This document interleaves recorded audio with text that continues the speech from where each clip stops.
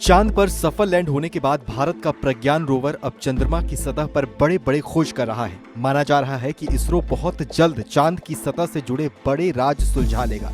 हालांकि इस बीच आपको बताएं तो चांद की सतह पर मौजूदा समय में दो देशों के रोवर एक्टिव हैं, जिसमें एक भारत का प्रज्ञान रोवर है तो वहीं दूसरा चीन का Yutu-2 रोवर है।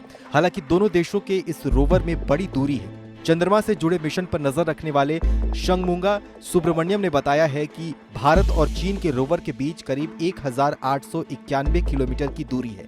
ऐसे में दोनों का आपस में मिलना संभव नहीं है। भारत का प्रज्ञान और चीन का Yutu-2 रोवर दोनों ही चांद के अलग अलग इलाकों में काम कर रहे हैं। इस बीच आपको बताएं तो जापान ने भी चंद्रमा के दक्षिणी ध्रुव पर पहुंचने के लिए अपने मिशन की तैयारी पूरी कर ली है। आपको बताएं तो खराब मौसम की वजह से जापान के इस मिशन में देरी हो रही है, लेकिन जापानी स्पेस एजेंसी की माने तो बहुत जल्द इस मिशन को लॉन्च किया जाएगा। जानकारी के लिए आपको बताएं तो जापान भी अपने अंतरिक्ष यान को चंद्रमा के दक्षिणी ध्रुव पर उतारेगा, जहां भारत के चंद्रयान का रोवर रिसर्च कर रहा है। अगर ये मिशन लॉन्च हो जाता है तो रूस के क्रैश हुए लूना 25 और भारत के चंद्रयान 3 के बाद चंद्रमा के दक्षिणी ध्रुव की तरफ बढ़ने वाला जापान तीसरा देश बन जाएगा।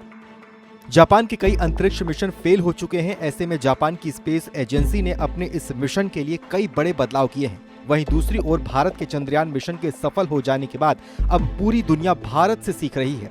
भारत ने चंद्रयान 3 को चांद की सतह पर सफल लैंड करवाकर न केवल तकनीकी रूप से ये दिखा दिया है कि भारत अब कितना सक्षम हो चुका है, वहीं दूसरी ओर भारत ने अब सबसे कम खर्चे में ये करिश्मा कर दिखाया है। जापान ने जो इस बार चंद्रमा पर अंतरिक्ष यान भेजने की योजना बनाई है, उसका मकसद होगा चंद्रमा पर बिल्कुल सटीक जगह पर लैंडिंग।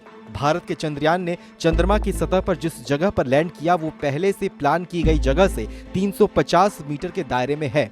आपको बताएं तो आने वाले महज कुछ सालों में ही कई देश चंद्रमा पर अपने अंतरिक्ष यान उतारने की योजना में हैं, जिसमें चीन, जापान, अमेरिका समेत कई और अन्य देश भी शामिल हैं।